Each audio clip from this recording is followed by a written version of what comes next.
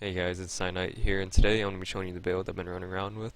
It's called the Proxter, and what this build does, it's basically for all stamina classes. You can run it on any class you want.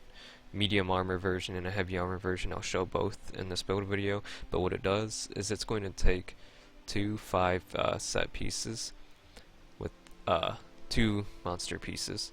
So what that means is we're going to be running a 5 set on the back bar and then a 5 set on the front bar.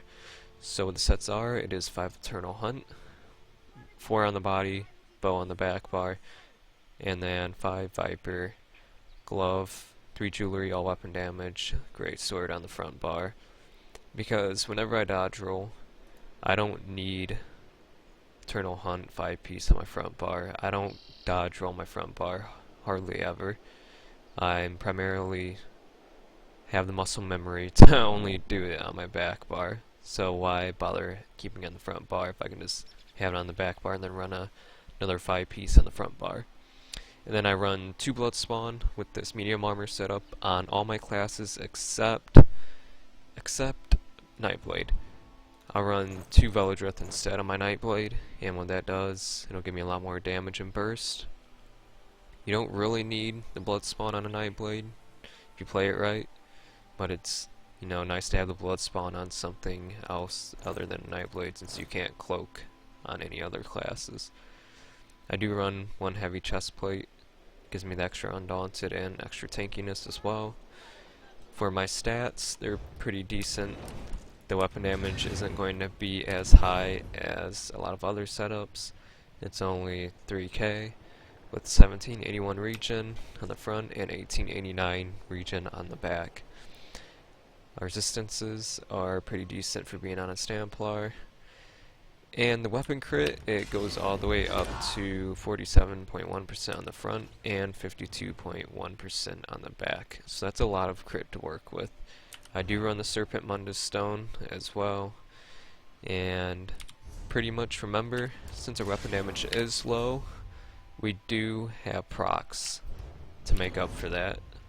Our tooltip for Dizzying Swing is about 14k, but remember, we do have the Viper proc 8.2k, and if we were to run Velodrith, we'd also have the Velodrith proc. And with Velodrith, our Dizzying Swing sits at 14.3k, and our Viper does not get changed by that either.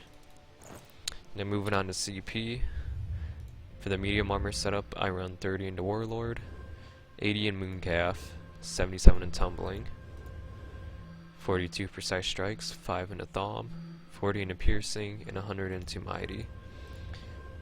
For this, I run Resistance 35, Thick Skin 10, Elemental Defender 60, and 60 into Hardy, along with 22 into Quick Recovery. I do have 64 points into Stamina as well, and I do run Duo Food. These are the type of poisons I use. You can take a screenshot if you want of those, and I use tripods. I use tripods for pretty much everything. Now for the heavy armor setup, it's pretty easy. I do replace blood spawn with Velodrith for the heavy armor setup because we're already tanky enough. We don't need any more tankiness. And basically, the only thing different is you do have to have a heavy monster helmet to get the 5-piece heavy.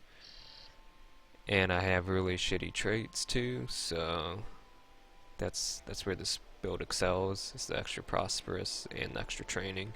It's really OP, but pretty much everything stays the same. All my skills stay the same: Dizzying Swing, Executioner, Crit Rush, Jabs, Rally, Dawnbreaker on both bars for the extra heals on the back bar.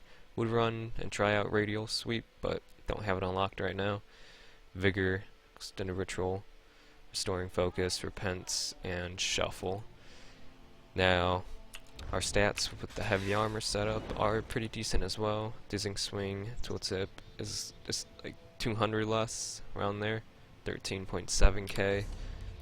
Our weapon damage barely drops, 2970. That's without the Wrath. With Wrath, it's around 3.2k. And with our stamina recovery, it's 1420 on the front and 1516 on the back, so we do keep a lot. But that's also with 80 into Mooncalf. You can keep your champion points the same. I've done it a couple of times. It's actually fairly decent since our base region is already pretty high. But sometimes I'll change it up, and what I'll do is I'll take all the points out of Mooncalf, put 80 into Warlord, 30 in Tenacity, and keep 77 in Tumbling.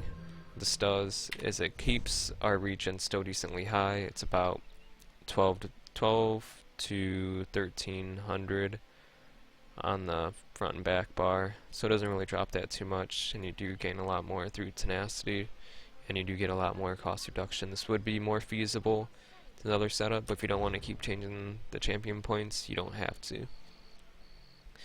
And also my heavy armor setup, I do keep the Serpent Stone, and with my crit on the front bar without jabs is 31.1 and 36.1 with jabs, and heavy armor 41.1 and 46.1. So we do keep a lot of crit and heavy armor, which is really nice.